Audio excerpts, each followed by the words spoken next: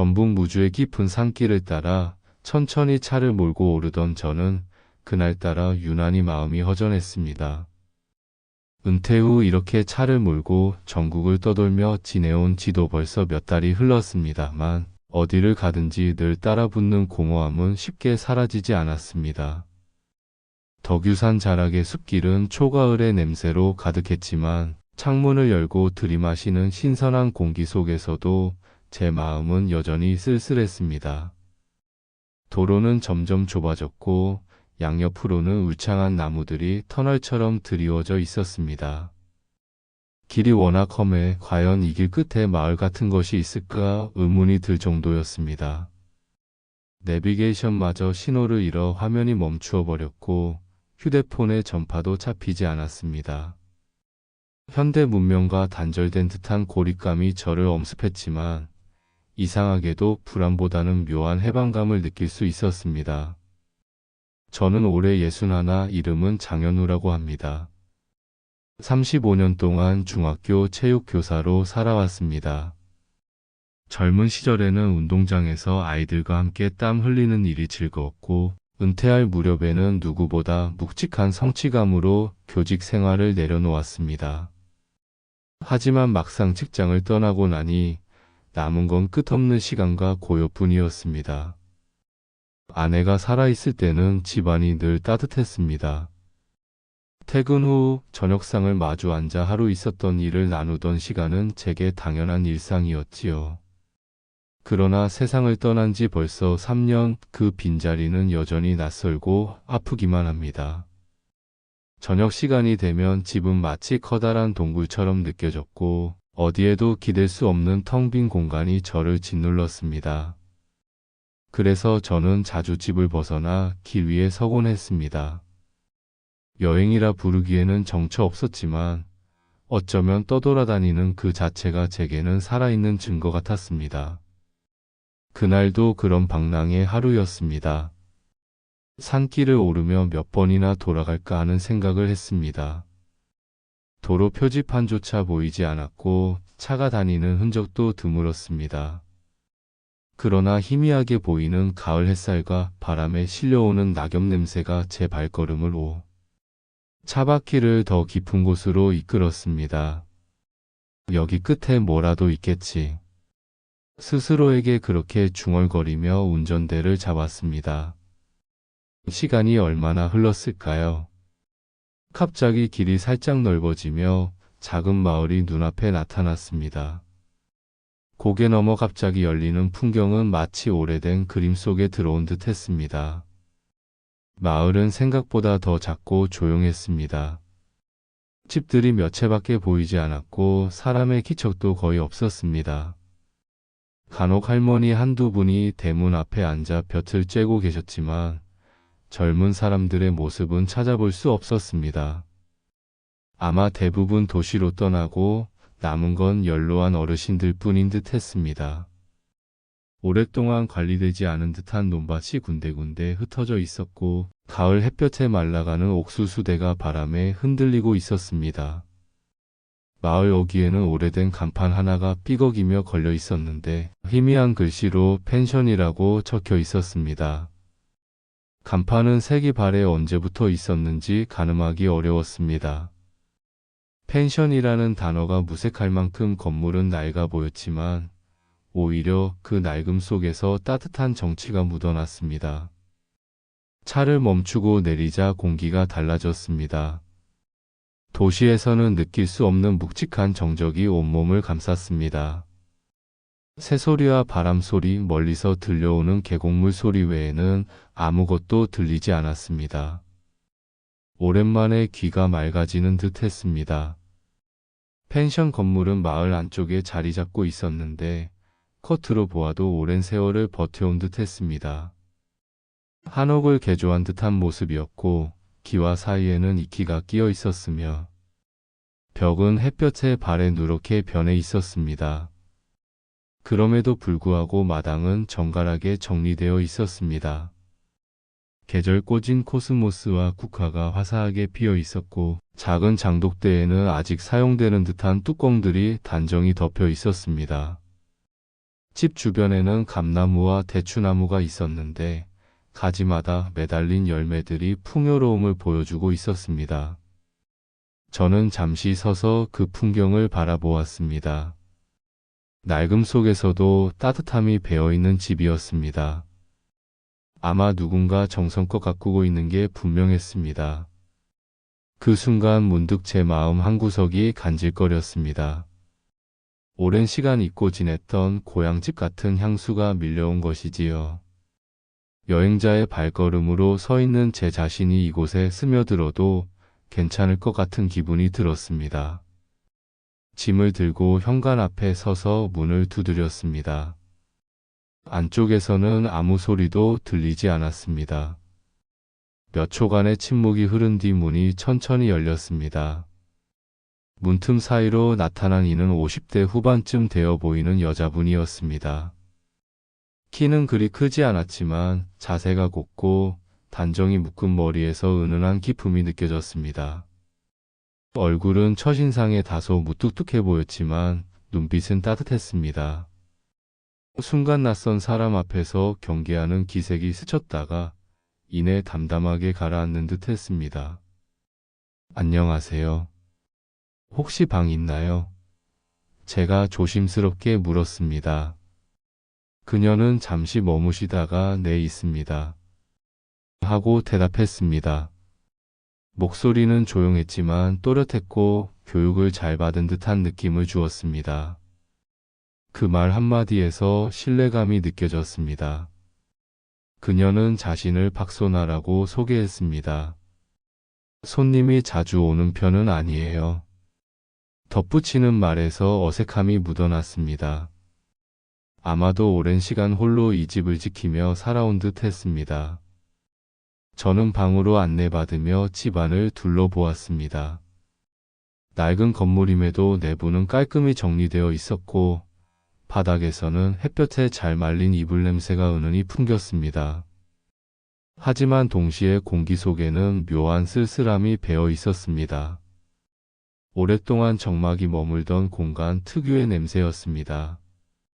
창문 너머로 펼쳐진 풍경은 더할 나위 없이 아름다웠습니다. 겹겹이 이어진 산줄기와 멀리서 들려오는 계곡물 소리, 그 모든 것이 제 마음을 차분하게 가라앉혔습니다. 저는 속으로 중얼거렸습니다. 오늘 밤은 여기서 묵어야겠다. 어디론가 계속 떠도는 길 위의 시간이었지만 이 낡은 펜션에서만큼은 발걸음을 멈추고 싶다는 생각이 들었습니다. 낡은 펜션의 부엌 한쪽, 작은 식탁 위에는 따끈한 된장찌개 냄비와 햇살에 바싹 말린 김치, 그리고 향긋한 산나물 반찬 몇 접시가 올려져 있었습니다. 음식은 화려하지 않았지만 오래된 집의 정취와 어울리는 소박한 밥상이었습니다. 저는 자리에 앉으며 은근히 설레는 마음을 감출 수 없었습니다. 오랜만에 누군가 차려준 집밥 앞에 앉는다는 사실이 낯설면서도 따뜻했기 때문입니다. 박소나 씨는 조용히 제 앞에 그릇과 젓가락을 놓아주었습니다. 그 손길은 어쩐지 서툴고도 정성스러웠습니다. 아마 혼자 지내온 시간이 길어 다른 사람을 위해 식탁을 차리는 일이 생소했을지도 모릅니다. 별거 없어요. 그냥 있는 대로 준비했어요. 그녀는 눈을 피하며 말했지만 그 눈빛과 목소리에서 은근한 떨림이 느껴졌습니다. 첫 숟가락을 입에 넣는 순간 된장의 구수함과 산나물의 신선한 향이 퍼져나갔습니다. 저는 감탄을 금치 못했습니다. 정말 맛있습니다. 오랜만에 이런 된장찌개를 먹어보네요. 감사합니다. 제 말에 박소나 씨는 잠시 고개를 끄덕이며 미소를 지었습니다. 그러나 곧 다시 차분한 얼굴로 돌아갔습니다. 어색한 기운이 식탁 위에 흘렀습니다. 두 사람 모두 오랫동안 혼자 식사하는 데 익숙해 있었기 때문에 함께 앉아 밥을 먹는 순간이 낯설고 조심스러웠습니다. 숟가락이 그릇에 부딪히는 소리, 된장찌개에서 피어나는 김 창문, 너머에서 들려오는 풀벌레 소리까지 너무 크게 느껴질 정도였습니다. 처음에는 서로의 눈을 잘 마주치지 못했습니다. 그러나 시간이 조금 흐르자 마음이 서서히 풀리기 시작했습니다. 혹시 이 마을에 오래 사셨나요? 제가 말을 꺼냈습니다. 한 10년쯤 됐네요. 남편이 세상을 떠난 뒤 이곳으로 내려왔어요. 박소나 씨는 담담하게 말했지만 그 안에 묵직한 슬픔이 숨어 있었습니다. 순간 저의 가슴에도 무겁게 내려앉는 감정이 일었습니다. 저 역시 아내와 사별한 지 새해가 넘었기에 그 말이 남의 이야기가 아니었기 때문입니다. 저도 비슷한 경험이 있습니다. 아내가 먼저 떠난 뒤로는 집이 너무 넓고 공허해서 견디기 힘들었습니다. 그래서 이렇게 길 위에 나서게 된 겁니다. 제 고백에 박소나 씨는 잠시 눈을 들어 저를 바라봤습니다. 그 눈빛에는 놀람과 공감 그리고 묘한 안도감이 섞여 있었습니다. 말하지 않아도 서로가 같은 외로움 속에 있음을 알아차린 순간이었습니다. 그 후 대화는 조금씩 자연스러워졌습니다. 그녀는 펜션을 혼자 관리하며 지낸 일상에 대해 이야기했습니다. 봄이면 텃밭에서 상추와 고추를 키우고 여름이면 계곡에 내려가 발을 담그며 더위를 식힌다고 했습니다. 가을에는 감나무에서 열매를 따 장아찌를 담그고 겨울이면 벽난로 앞에서 두꺼운 이불을 덮고 긴 밤을 버틴다고 했습니다. 듣고 있노라니 소박하지만 쓸쓸한 나날들이 눈앞에 그려졌습니다. 저 역시 제 이야기를 꺼냈습니다. 체육교사로 지낸 긴 세월, 운동장에서 아이들과 함께 뛰던 시간, 그리고 은퇴 후 하루아침에 모든 게 멈춘 듯 느껴졌던 허탈감. 무엇보다 아내와 함께 나누던 대화가 사라진 뒤로 저녁 시간이 얼마나 고통스럽게 느껴졌는지 이야기했습니다. 박소나 씨는 말없이 고개를 끄덕이며 제 말을 받아주었습니다. 그 침묵 속에는 깊은 공감이 담겨 있었습니다. 식탁 위에는 많은 음식이 있었지만 우리는 먹는 것보다 말과 마음을 나누는데 더 집중했습니다. 된장찌개 국물은 조금 식어갔지만 대신 우리 사이의 거리만큼은 조금씩 따뜻하게 데워지는 듯 했습니다. 마치 서로의 쓸쓸함이 음식의 맛보다 더 진하게 전해지고 있었습니다. 사별의 아픔은 겪어보지 않은 사람은 모르는 것 같아요. 박소나 씨가 조용히 말했습니다. 그 말에 저는 깊이 공감하며 답했습니다. 맞습니다. 함께 살던 사람을 잃는 건 세상의 일부가 사라지는 것과 같지요. 짧은 대화였지만 그 순간 우리는 서로의 상처를 조금이나마 덜어내는 듯 했습니다. 대화는 자연스럽게 혼자의 삶으로 이어졌습니다. 혼자 식사할 때 대충 라면이나 빵으로 때우는 이야기, 방 청소가 점점 귀찮아지는 이야기, 가끔은 TV를 켜놓고 사람 목소리라도 들어야 마음이 가라앉는 이야기. 우리 둘 다 같은 처지였기에 그런 이야기들이 부끄럽지 않았습니다. 오히려 나만 그런 게 아니구나 하는 위로가 되었습니다. 식탁 위의 작은 대화는 그렇게 두 사람의 거리를 조금씩 좁혀주었습니다. 낯선 여행객과 펜션 주인이라는 관계를 넘어 같은 고독을 안고 살아온 동질감이 싹트고 있었습니다. 그리고 그 감정은 밥상 위에 놓인 김치나 나물보다 훨씬 더 진한 맛을 남겼습니다. 창밖을 바라보니 이미 어둠이 내려 마을은 고요에 잠겨 있었습니다. 가로등 불빛만이 희미하게 비치고 있었습니다. 이 마을은 늘 이렇게 조용한가요? 제가 물었습니다. 네. 주민도 몇 안 되고 대부분 연세가 많으셔서 밤이면 금세 적막해져요. 오히려 이제는 이런 고요가 익숙해졌습니다. 그녀의 말은 담담했지만 그 속에 쓸쓸함이 묻어나 있었습니다. 저는 잠시 말을 잇지 못했습니다. 익숙해졌다는 말은 곧 오랫동안 고독과 함께 살아왔다는 의미일 테니까요. 저 역시 처음엔 견디기 어려웠던 고독이 시간이 지나면서 일상이 되어버렸음을 잘 알고 있었습니다. 하지만 그렇다고 외로움이 사라지는 것은 아니었습니다. 그것은 늘 곁에 붙어 있는 그림자처럼 존재하는 것이었습니다. 우리는 그렇게 서로의 눈빛 속에서 많은 것을 확인했습니다. 굳이 말하지 않아도 같은 외로움을 겪어온 사람만이 알아볼 수 있는 기운이 있었습니다. 식탁 위에 놓인 찬기들은 어느새 절반 이상 비워져 있었고, 된장찌개 국물도 거의 바닥을 드러내고 있었습니다. 그러나 우리의 대화는 아직 끝나지 않았습니다. 그 순간 저는 깨달았습니다. 이 낡은 펜션에서의 저녁 식사는 단순한 끼니가 아니었습니다. 그것은 오래 비워져 있던 마음을 채우는 시간이었고, 서로의 고독이 공명하는 순간이었습니다. 그리고 그 시작은 소박한 된장찌개 한 그릇과 두 사람의 조심스러운 대화에서 비롯된 것이었습니다. 식탁을 치우고 난 뒤에도 저는 바로 자리에서 일어날 수 없었습니다. 오랜만에 누군가와 함께한 저녁 식사가 아쉽기도 했고, 그 여운이 쉽게 가시지 않았기 때문입니다. 부엌의 작은 창문 너머로는 이미 밤이 완전히 내려앉아 있었고, 마을은 더욱 고요에 잠겨 있었습니다. 펜션 안쪽에서 들려오는 설거지 소리마저 잔잔한 음악처럼 들렸습니다.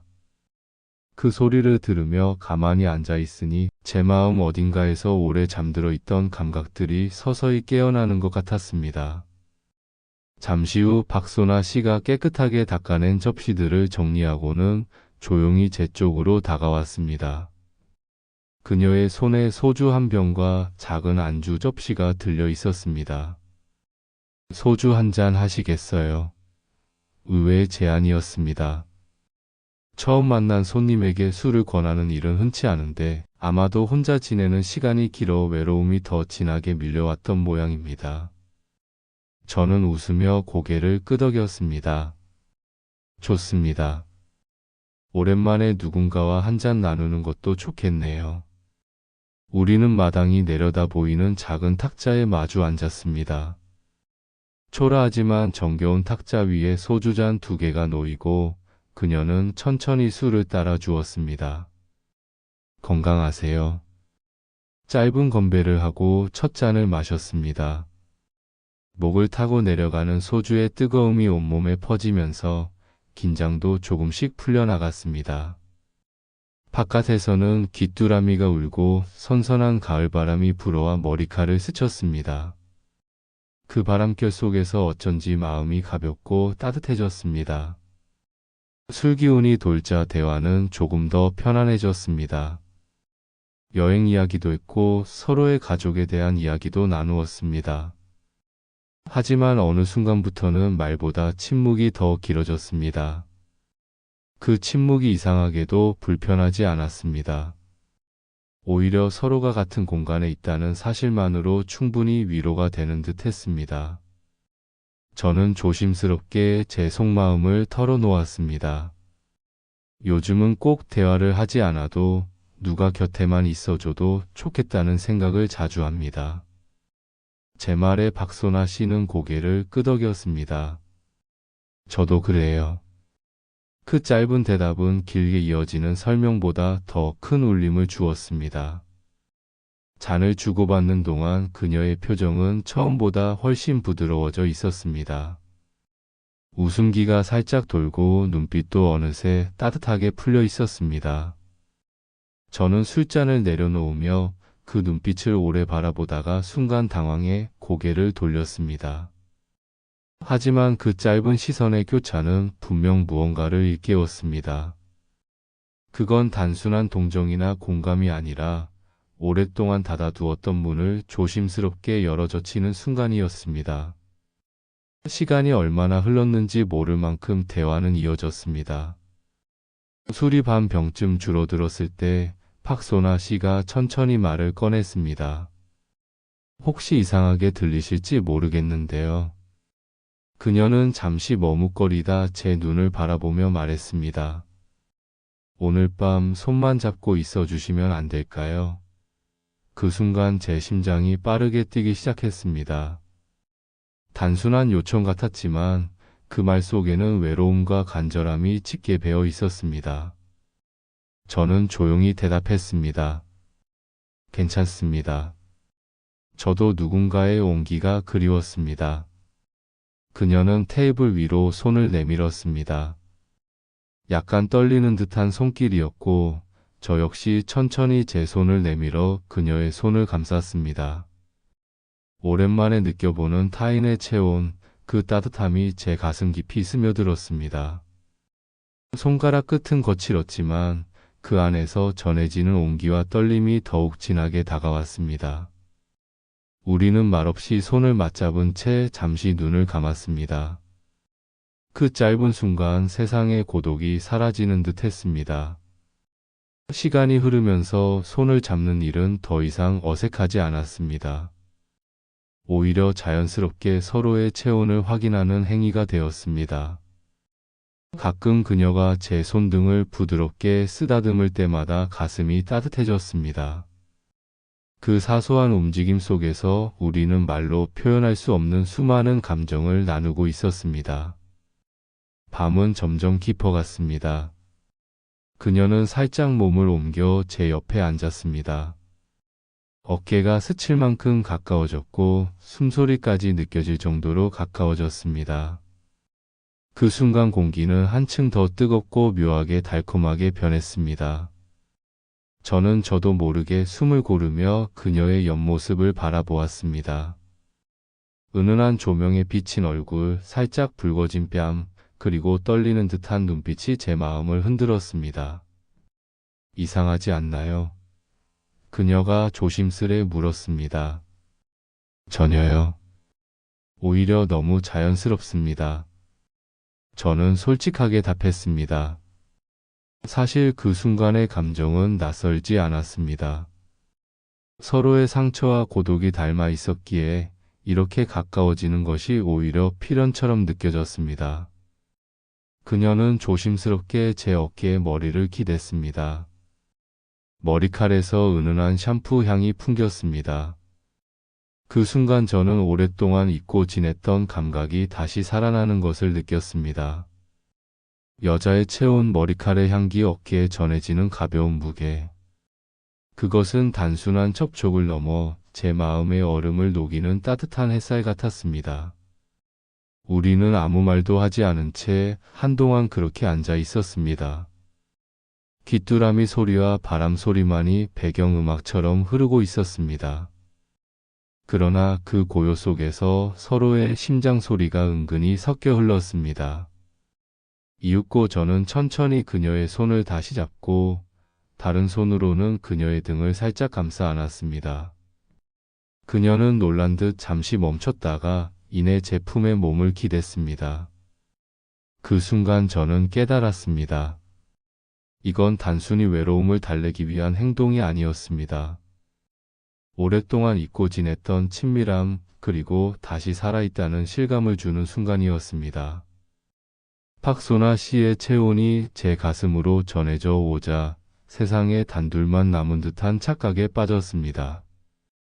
서로의 호흡이 점점 더 가까워지며 숨결이 맞닿을 만큼 얼굴이 다가왔습니다. 그녀의 눈빛은 두려움과 간절함이 동시에 깃들어 있었습니다. 저는 서두르지 않았습니다. 급한 욕망보다는 조심스러운 기다림이 더 어울리는 순간이었으니까요. 그녀 역시 눈을 감으며 제 어깨에 더 깊숙이 몸을 기댔습니다. 그렇게 우리는 오래도록 손을 맞잡고 어깨를 기댄 채 밤을 나누었습니다. 격렬하지 않았지만 그 고요하고 따뜻한 접촉만으로도 충분히 서로를 위로할 수 있었습니다. 손끝과 체온으로 전해지는 감각이야말로 지금 우리에게 가장 절실한 것이었습니다. 밤은 깊어갔습니다. 그러나 서로의 손을 맞잡은 채 우리는 쉽사리 자리를 뜨지 못했습니다. 마당에 앉아있던 작은 탁자는 이미 차갑게 식었고 빈 소주병이 옆으로 비스듬히 놓여 있었습니다. 하지만 술보다 더 진하게 남은 것은 손끝에서 전해지는 체온과 마음의 떨림이었습니다. 긴장과 따뜻함이 묘하게 뒤섞인 공기 속에서 우리는 서로의 숨결을 들으며 그저 조용히 시간을 흘려보냈습니다. 얼마나 앉아 있었을까요? 갑자기 바람이 조금 더 세차게 불어와 팍소나 씨의 머리칼이 흩날렸습니다. 그 머리칼이 제 볼에 닿는 순간 저는 잠시 심장이 덜컥 내려앉는 듯한 기분을 느꼈습니다. 그녀도 놀란 듯 고개를 들었고 우리의 시선은 아주 가까운 거리에서 마주쳤습니다. 술 기운 때문이었을까요? 아니면 외로움이 더 이상 숨겨지지 않아서였을까요? 그녀의 눈빛은 분명히 무언가를 갈망하고 있었습니다. 그러나 동시에 두려움과 망설임이 섞여 있었습니다. 방으로 들어가실래요? 그녀가 작은 목소리로 물었습니다. 그 말은 단순히 추위를 피하자는 제안 같기도 했지만 어쩌면 더 깊은 의미를 품고 있었습니다. 저는 잠시 망설였습니다. 낯선 만남에서 이렇게 빨리 다가서는 것이 과연 옳은가? 하지만 그 짧은 망설임 뒤에는 분명한 확신이 있었습니다. 이건 단순한 충동이 아니었습니다. 서로의 오랜 외로움과 그리움이 만들어낸 자연스러운 흐름이었습니다. 저는 조용히 고개를 끄덕였습니다. 그러자 그녀는 잔잔히 미소 지으며 자리에서 일어났습니다. 저는 뒤따라 그녀의 방으로 향했습니다.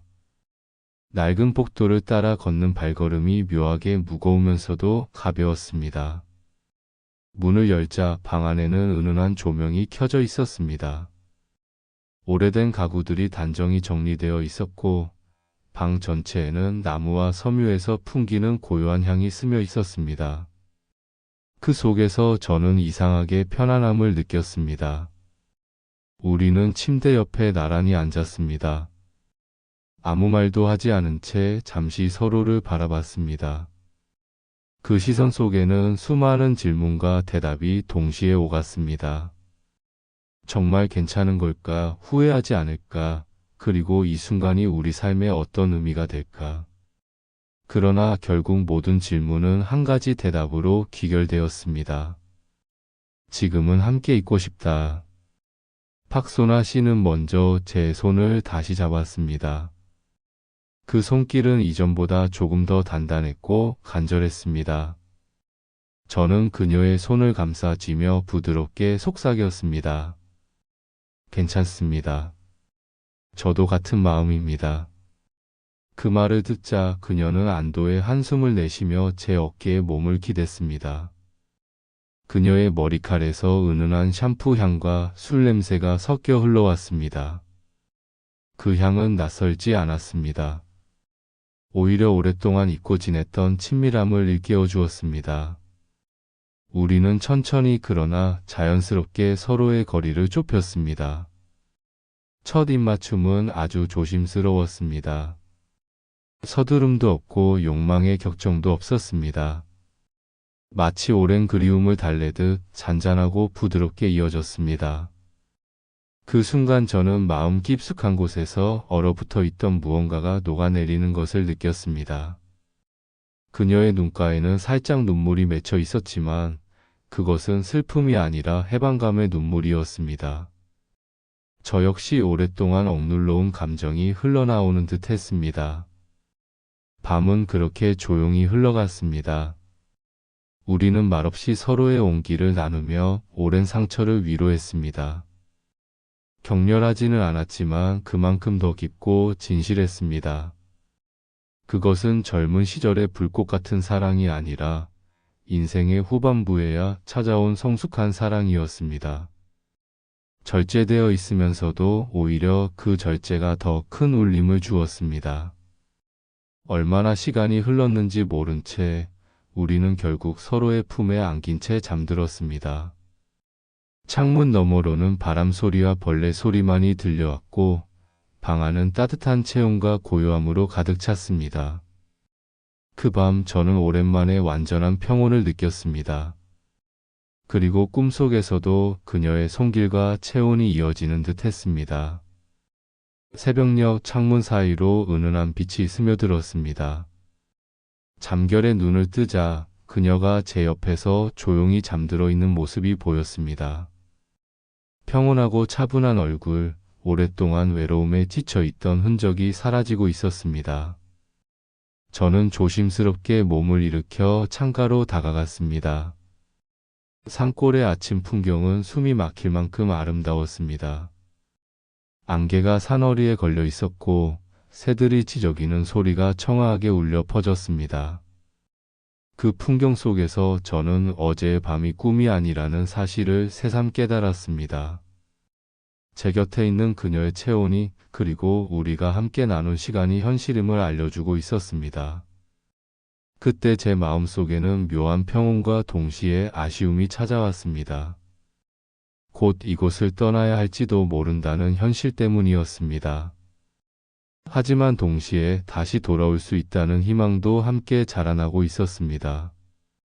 아침이 완전히 밝자 그녀도 눈을 떴습니다. 저를 보며 살짝 미소 지었습니다.